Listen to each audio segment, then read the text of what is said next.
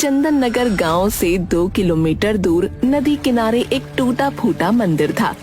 कहते हैं कि कभी चंदन नगर गाँव उस नदी के किनारे बसा था, लेकिन बार बार बाढ़ आने के चलते और नदी की दिशा बदलने की वजह से 200 साल पहले चंदन नगर वर्तमान जगह पर बस गया। वो पुराना मंदिर आज भी नदी किनारे ही विराजमान है। इस मंदिर को गांव वाले भूतिया मंदिर भी कहते हैं।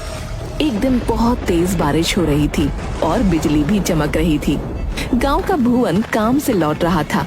उसके कुछ ही दूरी पर गांव का नाई कनुआ कहीं से वापस लौट रहा था।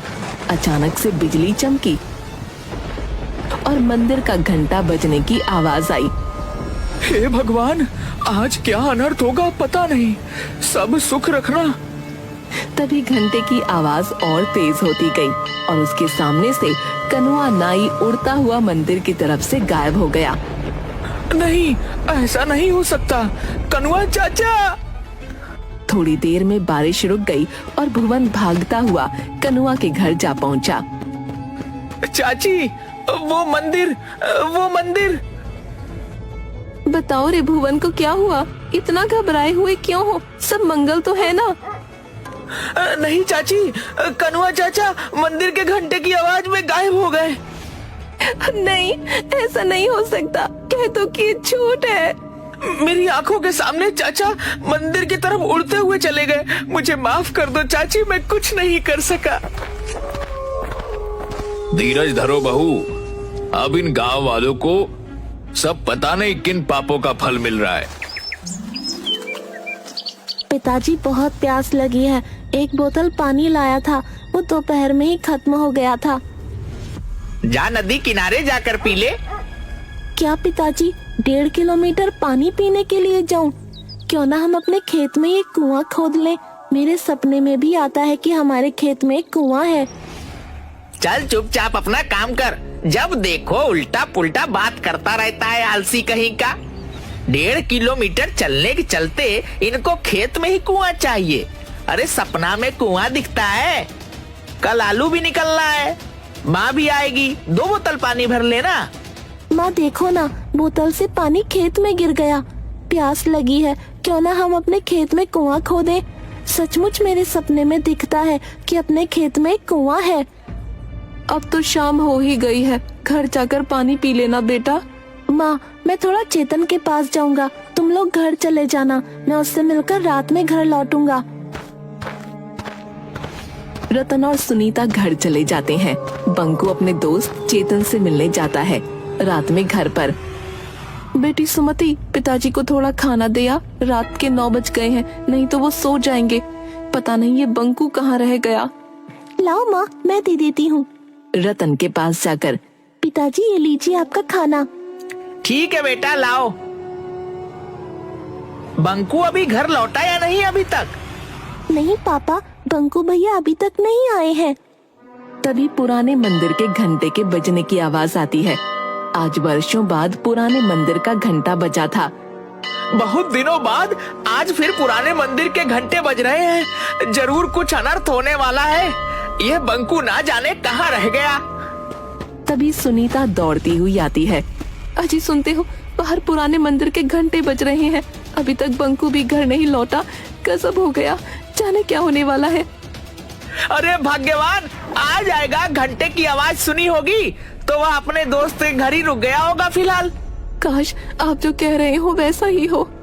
अरे पिताजी, आप दोनों घंटे की आवाज सुनकर इतना डरे हुए क्यों हो? आखिर बात क्या है उस घंटे में? उसी समय दरवाजे पर कोई दस्तक देता है। लो, आ गया मेरा बेटा बंकू। भगवान का लाख लाख शुक्र है। सुमति, जब भैया आया है, खोल दे दरवाजा। सुमति जाकर दरवाजा खोलती है। अरे पंडित जी, प्रणाम। हाँ बेटा, मुखिया जी के यहाँ पूजा करवा कर लौट रहा था, तभी पुराने मंदिर का घंटा बजने लगा तो मैं यहाँ आ गया। अरे पंडित जी प्रणाम, आइए आइए, अंदर आइए। बड़े दिनों बाद पुराने मंदिर का घंटा बजा है। पता नहीं किस बदनसीब की किस्मत खराब है। वैसे तुम्हारे परिवार में तो सब सुरक्षित है ना? मुंह क्यों लटका हुआ है तुम्हारा? प्रणाम पंडित जी। देखिए ना, बंकू दोस्त के यहाँ गया था, अभी तक लौटा नहीं है। पुराने मंदिर से घंटे की आवाज आ रही है, चिंता लगी हुई है। धीरज रखो बहू, कुछ नहीं होगा बंकू को। भगवान भला करेंगे, जहाँ होगा सुरक्षित होगा। लेकिन उस पुराने मंदिर के घंटे की आवाज से सब इतना डरे हुए क्यों है? मुझे कोई बताता क्यों नहीं? ये तो कोई नहीं जानता बच्ची कि वो मंदिर का घंटा अपने आप बजता कैसे है, लेकिन जब भी बजता है गांव से कोई न कोई लापता जरूर हो जाता है। इसीलिए मंदिर का घंटा बजते ही सभी अपने अपने घर में घुस जाते हैं। तो इस घंटे को कोई खोलकर हटा क्यों नहीं देता? जिसने भी घंटा को हटाने की कोशिश की, उसी क्षण उसे लकवा यानी पैरालिसिस मार दिया। ओह, लेकिन ऐसा होता क्यों है? हमारे पूर्वज बताते हैं कि सदियों पहले उस मंदिर के पुजारी की हत्या चोरों ने कर दी थी और कीमती आभूषणों और मूर्तियों को लेकर भाग गए। पर किसी गांव वाले ने पंडित जी की मदद नहीं की। पंडित ने जोर जोर से घंटा बजाया, लेकिन सर्दी के 12 बजे ठंडी रात होने के कारण कोई भी गांव वाले मदद के लिए नहीं गया। कहा जाता है कि उस पुजारी की आत्मा आज भी मंदिर में ही मौजूद है। जब जब पुजारी की आत्मा कुहकती है, मंदिर का घंटा बजने लगता है और गांव का कोई न कोई व्यक्ति गायब हो जाता है। उधर घंटा बजने के पहले बंकू अपने दोस्त चेतन के घर पर था। चेतन, रात काफी हो गई है, अब मैं चलता हूँ। पिताजी खाना खाते समय मुझे खोजते हैं। दरअसल मैं और पिताजी रात का खाना साथ में खाते हैं। ठीक है यार, तुम्हारे साथ भी पता नहीं चला कि टाइम कैसे गुजर गया, इतनी रात हो गई। तभी मंदिर का घंटा बजने लगता है। अरे बंकू, थोड़ी देर रुक जा यार, पुराने मंदिर का घंटा बजने लगा, जरूर कुछ होने वाला है। नहीं यार, पहले ही काफी लेट हो चुका है।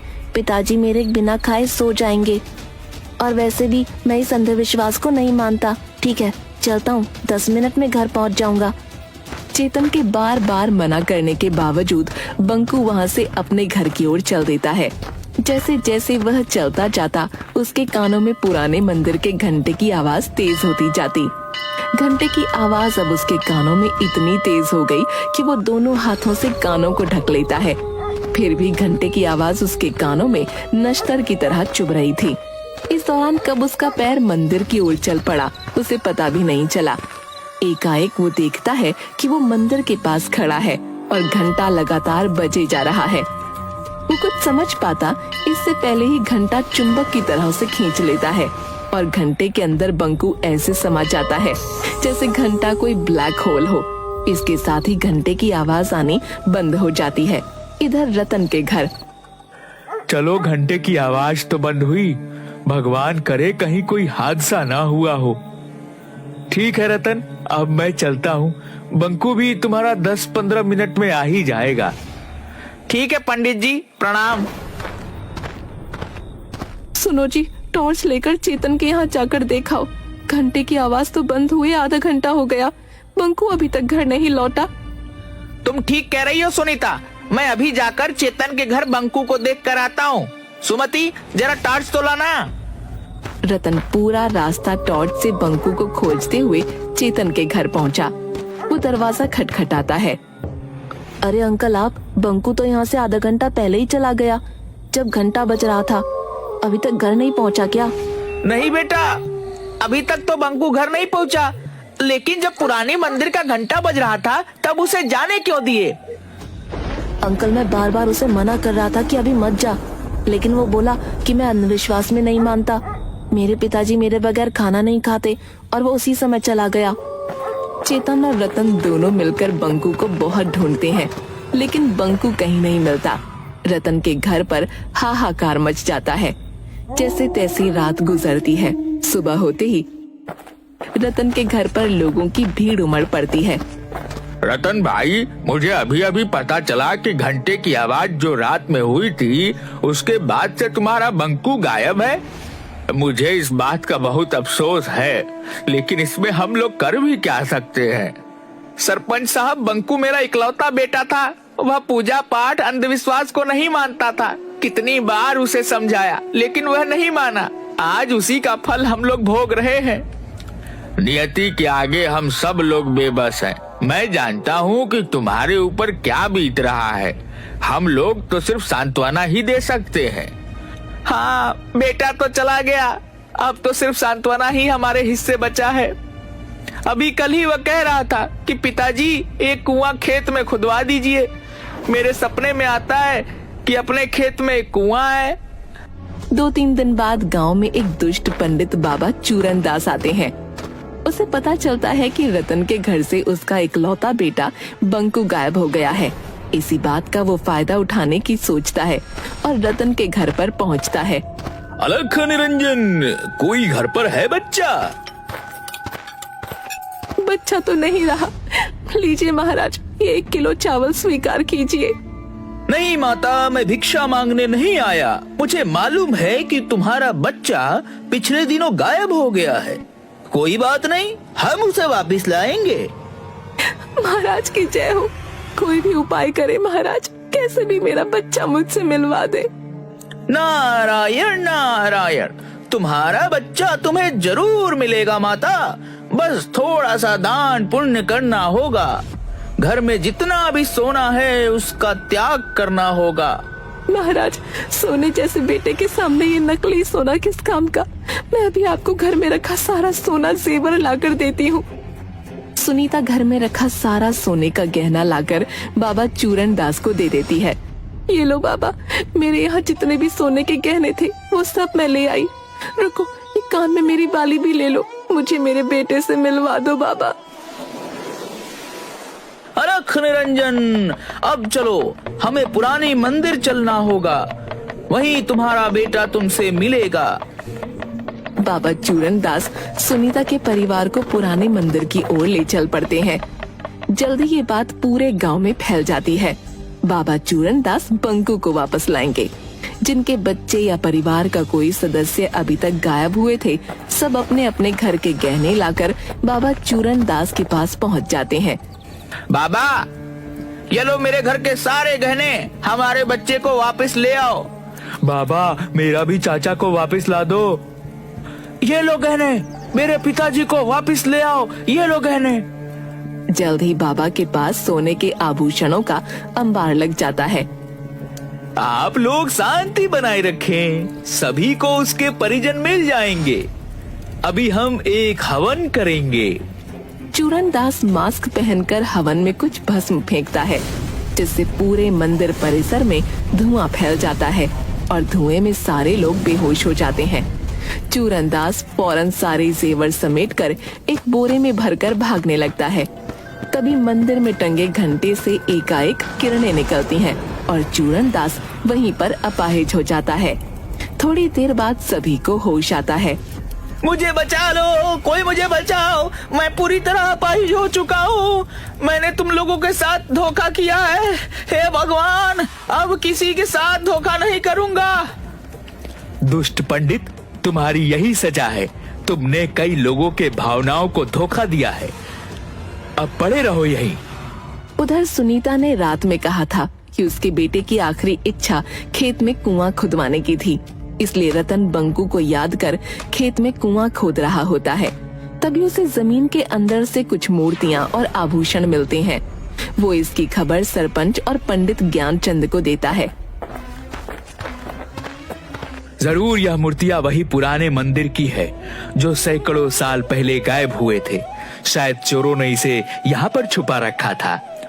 अगर ऐसी बात है तो पंडित जी, इन मूर्तियों को गंगा जल से धोकर फिर से वहीं स्थापित किया जाए। पंडित ज्ञानचंद उन मूर्तियों को फिर से पुराने मंदिर में प्रतिस्थापित करवा देता है।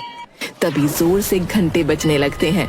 सभी लोगों में हाहाकार मच जाता है, क्योंकि सभी आज घर के बाहर मंदिर के पास खड़े थे। तभी अचानक सुमति चिल्लाती है, अरे माँ देखो, घंटी में से बंकू भैया निकल कर आ रही हैं।